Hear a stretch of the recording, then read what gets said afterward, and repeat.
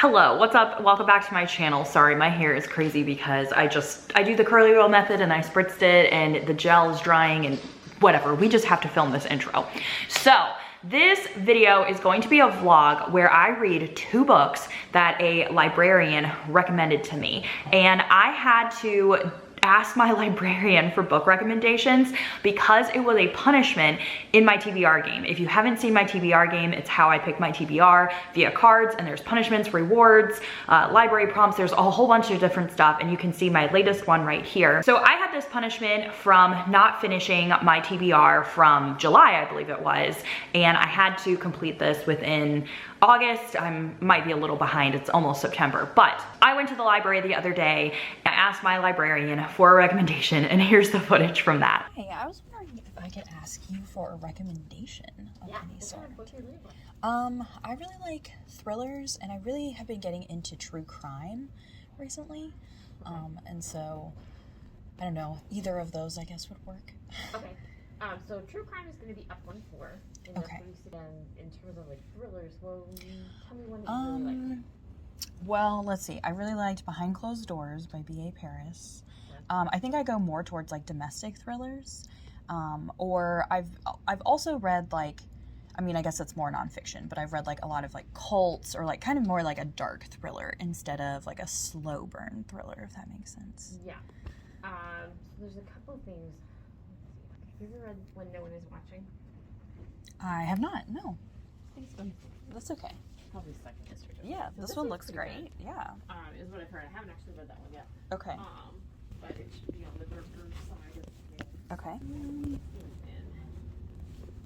So we have a lot of Lisa Gardner. We've got a lot of Lisa Jewell. Okay, I was super nervous asking for a recommendation just because I feel like it's so hard to tell people that like don't know you your tastes in like very short, like just little like, oh, I like this and this.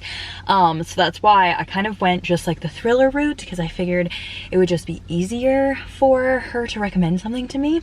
But I'm actually kind of really glad because, so she recommended The Family Plot and When No One Is Watching, which I've definitely heard of this one, but I have not heard of this one, which actually I think this is the one I checked out with both, but I think this is the one that I'm going to read because it looks amazing. I mean, look at this cover. It's like a house, but like it's like inside a glass jar. Wow. They love true crime until they're at the center of one. At 26, Dahlia Lighthouse is haunted by her upbringing. Raised in a secluded island mansion deep in the woods and kept isolated by her true crime-obsessed parents, she's unable to move beyond the disappearance of her twin brother Andy when they were 16. After several years away and following her father's death, Dahlia returns to the house where the family soon makes a gruesome discovery.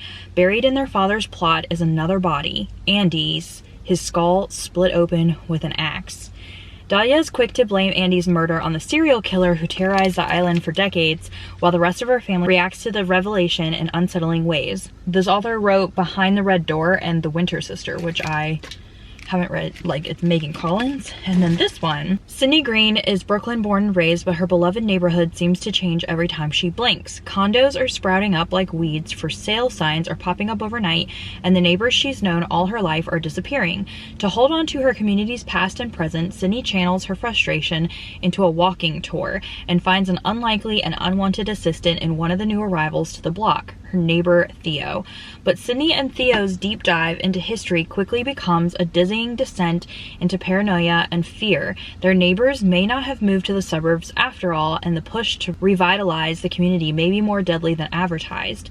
When does coincidence become conspiracy? Where do people go when gentrification pushes them out? Can Sydney and Theo trust each other or themselves long enough to find out before they too disappear?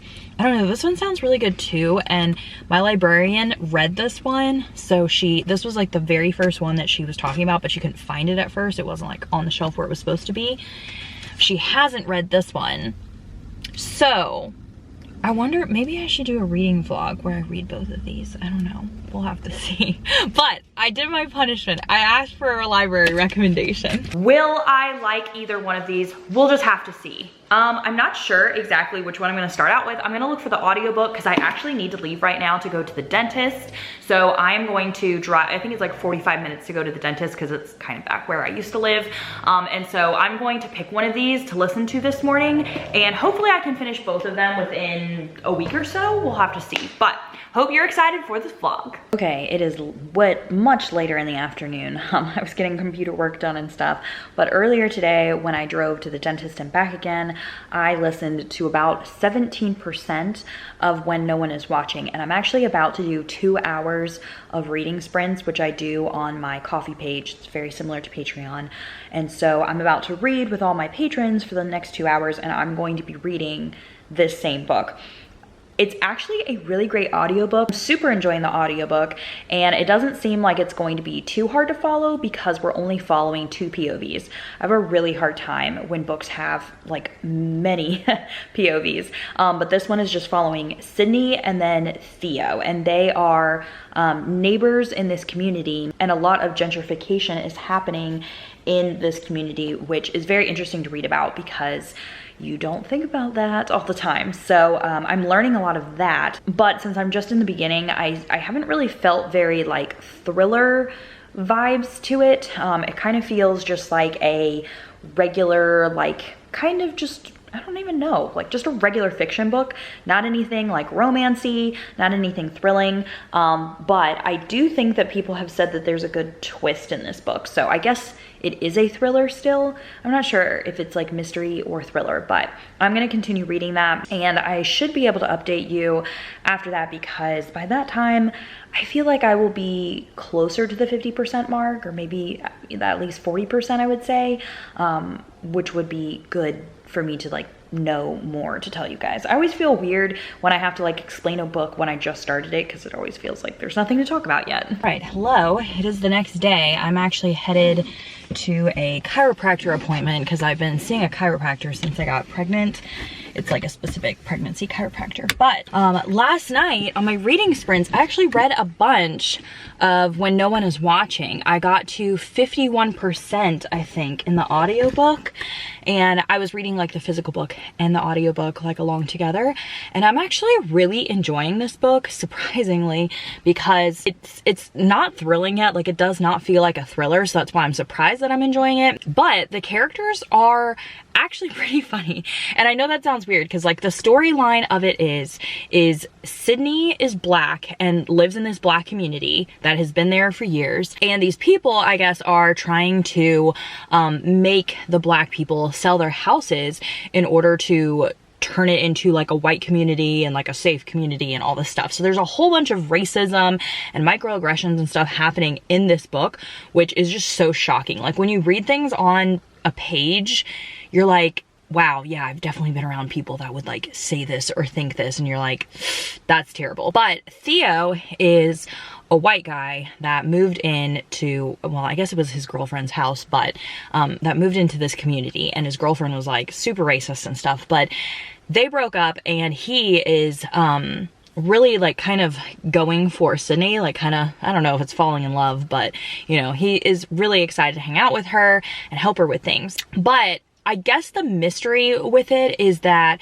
one of the old black men is apparently, I guess, missing, but like people don't know it yet. So they were talking about how like, I guess Theo was drunk one night and he like saw something happening in this guy's house, and he was like, oh my gosh, like we need to check up on him. And then people are like, oh no, like he went like on vacation, or like went and like visited his like granddaughter or whatever. And they've been getting all these different stories, and it's weird because they haven't like heard from him yet. And so I think that the thriller part of this book is that, I guess, I don't know if like people are, I really don't know. Like I don't know what's happening. But another thing that's happening is that the police came in and raided one of the homes and took one of the like black teenage boys, arrested him because they were like, oh, he has drugs. But I think that it was planted because they talk about just like how smart he is and how he wanted like a good life for himself, and he wouldn't have like put himself in that place.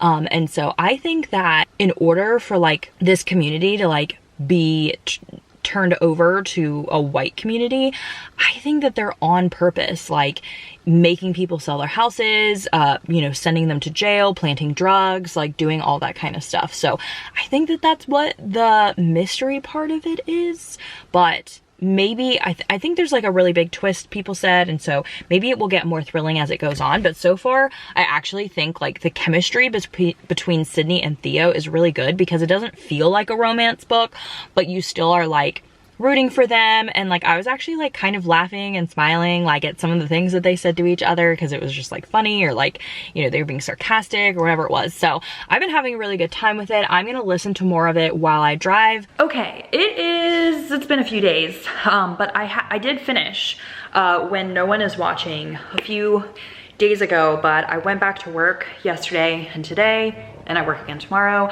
and I'm about to make a really big cheese board, because my sister-in-law's mom paid me to make a cheese board for, I think it's like a birthday party or something, for like 10 to 15 people, which I'm really excited about, because that could definitely be something that I would consider doing in the future, is like making cheese boards for like people's parties and stuff. Like, it sounds really great. So I'm hoping to get some B-roll of me making that for this vlog for you guys as entertainment. But I am going to settle on like a 3.5 for this book. I did really enjoy reading about Sydney and Theo. I thought they were great characters. They made me laugh, and that's like what I liked about this book. In my opinion, this wasn't really a thriller because of the fact that the first whole half wasn't written like a thriller, and then the second half seemed to try and make up for the fact that it needed to be a thriller. So it felt very rushed and messy at the end with everything that was going on. I could see how a lot of people might like this if they haven't read thrillers before. I believe that this is a fantastic, like, thriller for a beginner reader. I think that tons of people would like it because you have that really great character development, and then you would get into that kind of more like fast-paced type of thriller. But in my opinion, it's more of a mystery, but that's just me. Will I say that my librarian did a good job? Because I think I told her that I really like dark, disturbing thrillers. I'm not sure, I haven't rewatched the footage or anything, but I think that's what I told her. Does this necessarily fall into that category? For me personally, no, but that doesn't mean that it doesn't affect other people, you know, in different ways. Like, maybe it's my own fault that I don't find this dark and disturbing, but I definitely, like, because I feel like this is such a good beginner thriller book, I don't think, like, in my opinion, it is not disturbing and super dark. But I'm really glad that my librarian did recommend it to me, because I used to, like, I think I had it on my TBR, and then I took it off because I just heard like so many mixed reviews on it. But I am glad that I read it. Like, I do think that it was important for me to read. I think I learned a lot from it. But I am excited to start the family plot to see if that's better or worse than this book. So I might start listening to the audiobook while I make the cheese board.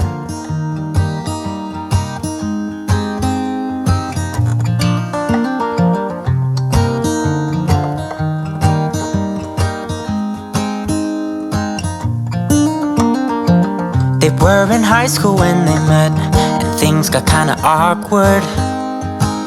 With sparks in the air, he would stare at her in class, and she would try to act cool, but it was obvious, like, ooh,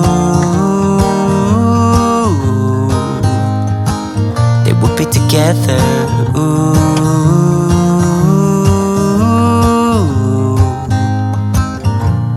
One day she said, write me a love song, 'cause I know you'll make it beautiful. And maybe I'll call you my sweetheart, and promise nobody can steal me away. Then I am yours, 'cause I want you, and I wanted you to know. He looked at her and then he smiled, picked up a pen and paper, started writing, probably something about her eyes and how they're always shining, or something cliche like ooh.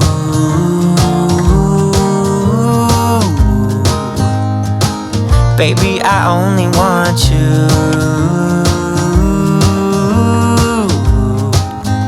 It's true. And then he said, I wrote you a love song, and I tried to make it beautiful.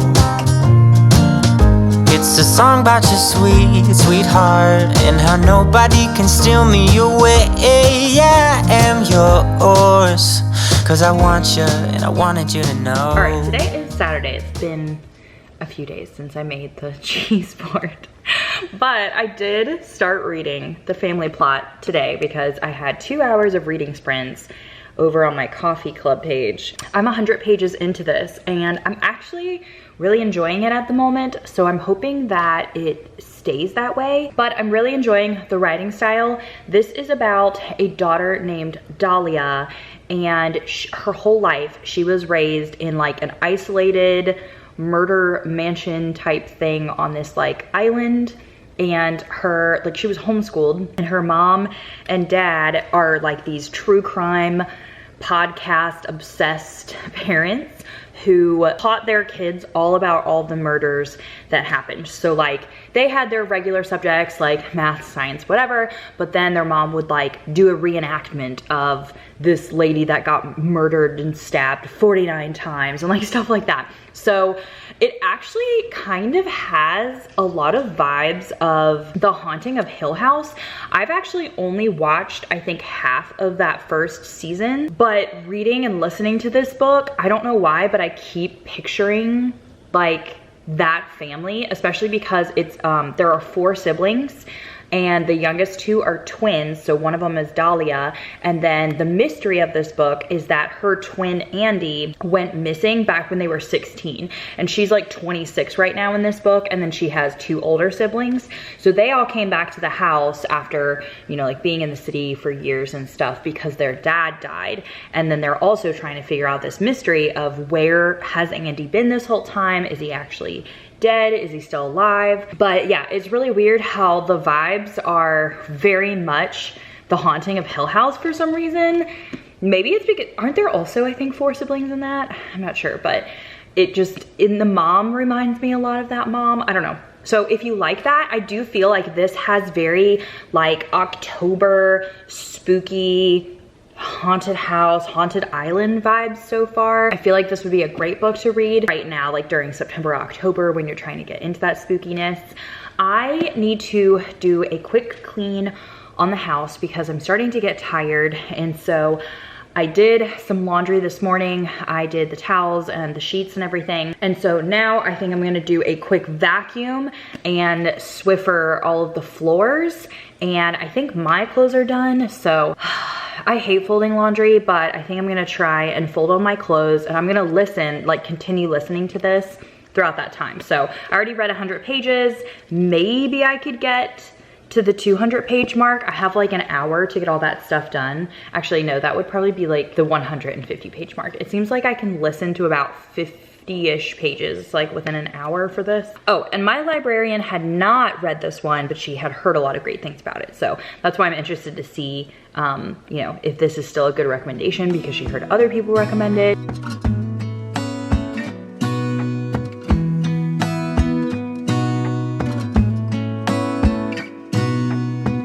Gonna stay in this moment, gonna lay here on the grass.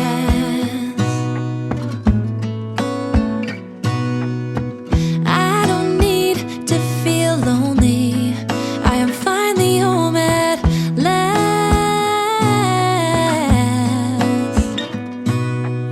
And I don't mind being gone on adventures for a while. No, no, 'cause the best thing about it is I know I'm coming back. Oh, oh. Of all the magic places in the world I've been to, this is where my heart is. Oh, you know it's true, no matter where I go, I'm coming home to you.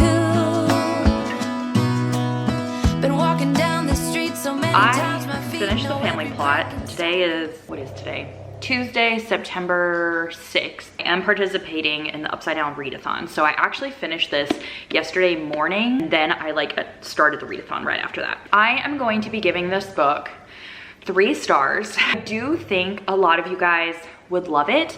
This is another book that I think would be great for beginners in the thriller mystery genre. It has that like spooky Halloween vibes to it. I felt like it was pretty unbelievable for me, which is one of the reasons why I knocked it down a star. Originally, it was probably gonna be a 4-star if there was like a really good ending, but for me, a lot of the twists turned out to be something I just can't see happening. Hard for me to suspend my belief in books because I am such a realistic lover, but it did keep me listening. It kept me on my toes. I really enjoyed the audiobook. I thought it was really great. It was easy to follow. And many of the times, like, I didn't know who did what. Like, this is a great whodunit. It goes back and forth between so many different people. You think that you know something, or you think that it's being revealed, and then it's like, just kidding, that's actually not true. So I think that if you really like whodunits, if you want that Halloween vibe, if you want that, you know, haunting on Hill House vibe, this would be a good book for you. Let me preface by saying that I think my librarian was good in recommending this to me because it did have dark, disturbing vibes, especially since it's all about murder. But it just, I wish it would have ended differently. Like, I just can't, I can't obviously tell you what I can't believe in, but like, it doesn't make sense as to how the murderer went unsuspected for so long. We'll just leave it at that and say that this was a win? I had 2 3-star books from my librarian. I think one of the problems is even if I was a librarian, you're not gonna necessarily recommend like the darkest books to someone if you think that they are asking you for book recommendations. Because honestly, like, if you're a really great reader, would you even ask your librarian for book recommendations? So she probably thought that I was like a total newbie and like, oh my gosh, I want something dark and disturbing, was like murder. I don't know. I guess murder is dark and disturbing. Who am I? I don't know. But I'm gonna say that this was like a mediocre win, okay? We got 2 3-star books, not that bad. I do think they would be great for beginners, so just not for me. I'm gonna go back to reading. I actually did finish already 1 book for the Upside Down Readathon, and I am 50 pages into my 2nd book. So that's going really well, and I am vlogging, so hopefully you guys will see that after this vlog. Thanks for watching, and I'll see you all in another video soon. Bye, everyone.